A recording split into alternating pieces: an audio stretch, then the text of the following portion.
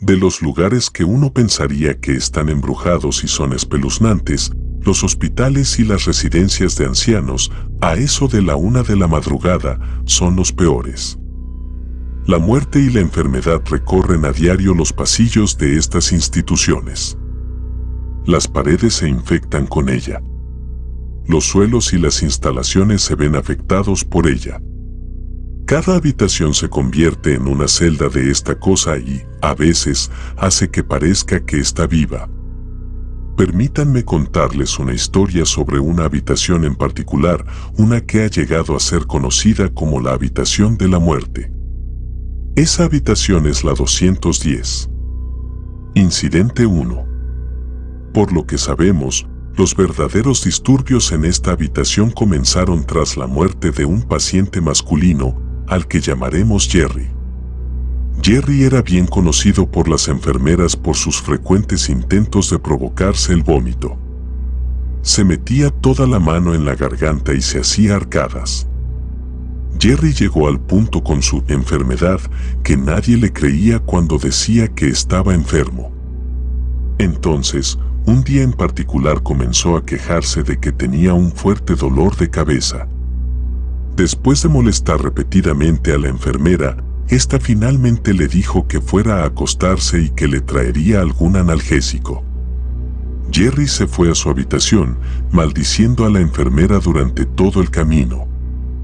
La enfermera, tras tomar un analgésico, se dirigió al pasillo y entró en su habitación.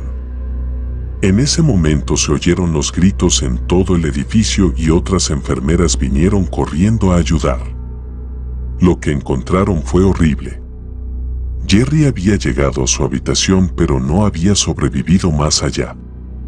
La sangre parecía salir de cada parte de Jerry. Se había acumulado en el suelo a su alrededor y se extendía en finas líneas rojas hacia los bordes de la habitación. Una superstición en instalaciones de este tipo es que cuando alguien muere se abren las ventanas y se permite que sus almas escapen, pero innumerables intentos demostraron que las ventanas de Jerry no se abrían. Semanas después de retirar su cuerpo y limpiar la habitación, las enfermeras seguían creyendo que Jerry seguía allí, y los futuros incidentes parecían demostrar que, efectivamente, había algo en esa habitación. Incidente 2. El señor Radburn estaba en su segunda ronda en las instalaciones. La primera vez había sido un hombre agradable.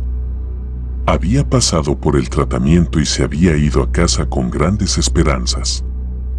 Esta vez se había caído y se había roto la cadera, le habían ingresado en la habitación 210. Los rumores decían que esta vez no iba a salir adelante. La primera noche se dijo que se le oía gritar por todo el complejo. Cada vez que una enfermera entraba en su habitación, él se incorporaba y les decía que los demonios lo estaban hundiendo. Otra vez que una enfermera entró en su habitación, intentó hablar y parecía y sonaba como si alguien o algo estuviera intentando estrangularle. De hecho, se podían ver las marcas de los dedos. Además, otras enfermeras hablaron de una sombra que se colaba por el pasillo y entraba en esa habitación y poco después el señor Radburn empezaba a gritar. Dijeron que el día en que falleció fue espantoso. Gritó y gritó hasta que su voz no fue más que un susurro. Dicen que los ojos casi se le salieron de la cabeza del susto. Sus últimas palabras fueron, «Vienen por mí». Incidente 3. Al señor Collins solo le quedaban unos instantes cuando le trasladaron a la habitación 210. Su mujer estaba en otra habitación cercana a la suya. Pasaba la mayor parte del tiempo a su lado esperando lo inevitable. Esta noche, sin embargo, se había ido a su habitación y se había metido en la cama para descansar un rato.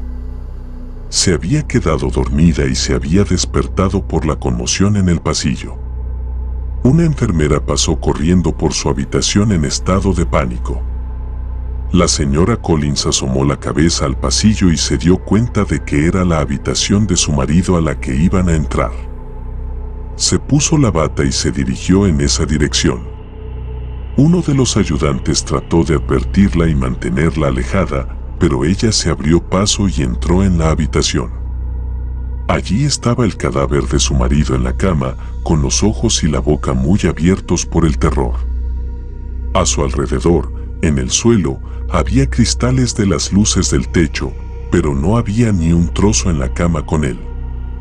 Las cortinas que rodean la cama estaban destrozadas desde el techo hasta el suelo, como si alguien les hubiera clavado un cuchillo. La señora Collins tuvo que ser sedada esa noche. El recuerdo del rostro de su marido la persiguió hasta sus últimos momentos, pero sobre todo cuando la trasladaron a la habitación 210.